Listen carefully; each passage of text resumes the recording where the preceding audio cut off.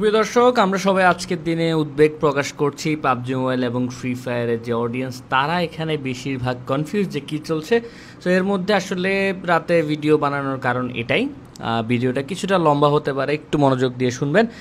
বিষয়টা আসলে শুরু হয় তানভীর ভাই একটা পোস্টের পর। আমি আসলে ঢালাও করে দেখিনি কোনো গ্রুপে ফ্রি ফায়ারের যে টিম রেড হক তাদেরকে কোনো কথা বলতে, বরঞ্চ আমাদের যে স্পোর্টস টিমগুলো আছে, পাবজি মোবাইল স্পোর্টস টিমগুলো আছে, তারা বেশ কিছু টিম, বড় বড় টিম যারা আছে তারা সাপোর্ট জানিয়েছে। এওয়ান স্পোর্টস বলুন, এক্সেটজন, পিএক্স, আরও বেশ কিছু টিমকে আমরা পোস্ট করে সাপোর্ট জানাতে দেখেছি পাবজি মোবাইল ওয়ার্ল্ড কাপের জন্য যে রেড হক কোয়ালিফাই করেছে। সো এই বিষয়টা তো আসেই না যে কেউ তাদেরকে ট্রল করেছে বা কিছু। তাও গুটি কয়েক মানুষ যদি ট্রল করে থাকে, সেটা তাদের পার্সোনাল। সব গেম, সব স্পোর্টস, সব কিছুতেই থাকে এরকম কিছু মানুষ।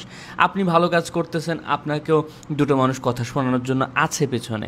সো এটা দেখে, এই জিনিসটা দেখে আসলে একজন সাংবাদিক যাকে অনেক মানুষ ফলো করে, বিশেষ করে যখন স্পোর্টসের নিউজ কভার করা শুরু করেছে, স্পোর্টস যারা দেখে, যারা বোঝে, তারা অনেকেই কিন্তু তাকে ফলো করেছে। এই ব্যাপারটা তিনি বেশ কিছু কমেন্ট দেখে রাগের মাথায় এই পোস্টটা করা আমার মনে হয় না তানভীর ভাই উচিত হয়েছে।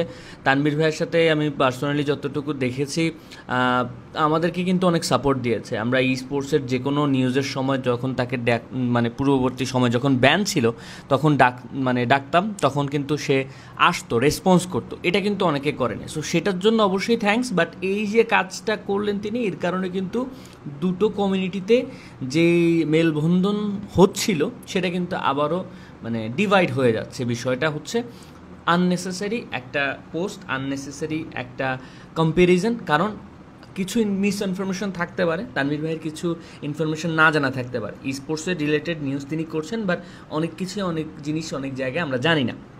যেই জিনিসটা তানভীর ভাই জানেন না, স্পোর্টসে পাবজি মোবাইল স্পোর্টসের ইকোসিস্টেম আলাদা, ফ্রি ফায়ার ইকোসিস্টেম আলাদা।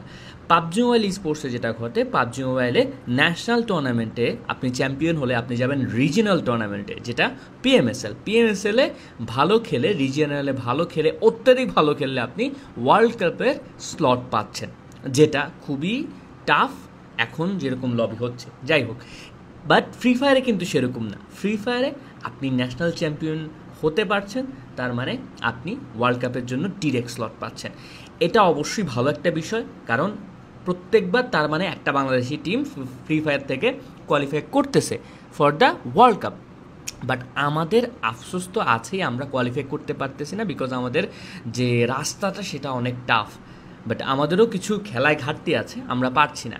সেদিক থেকে এই জিনিসটা নিয়ে যদি আপনার মতো সাংবাদিক যেখানে নিউজ করেন, আপনারা এই স্পোর্টসকে সাপোর্ট দেন, সেখানে আপনারা এই কম্প্যারিজনটা টেনে দেন, দেয়াল টেনে দেন, এটা কিন্তু স্পোর্টসের জন্য, ওভারঅল স্পোর্টসের জন্য ভালো না। যেহেতু স্পোর্টস স্বীকৃতি পেয়েছে বড় জায়গা থেকে, দেশ থেকে স্বীকৃতি পেয়েছে। সো আমার মনে হয় সবাইকে একসাথে থেকে ইউনাইট হয়ে কাজ করার সময়। সো আপনারা তানভীর ভাই যে পোস্ট দিয়েছে, এই বিষয়ে একটা মানুষের কথায় সে কতটুকু জানে বা সে কতটুকু বোঝে, বা উদ্দেশ্য করে পোস্ট দিয়েছে কিনা বা তার উদ্দেশ্য কী সেটাও কিন্তু আমরা জানি না।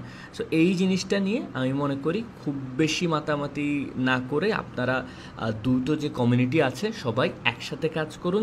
দেশটা কিন্তু সবার, আমরা চাই স্পোর্টসটা আগাক সব দিক থেকে। বাংলাদেশকে পাবজি মোবাইলের কোনো টিম রিপ্রেজেন্ট করছে, আপনারা সাপোর্ট দেন, আমরা দেখি। আপনাদের কোনো টিম গিয়েছে, আমরাও সাপোর্ট দিয়েছি। খেলা খারাপ ভালো যেতেই পারে, সেটা ভিন্ন বিষয়। এর বাহিরে অন্য দিক থেকে কোনো আসলে হিংসামূলক কিছু আমরা না করে আমরা একসাথে এগিয়ে যাই, এটাই কামনা।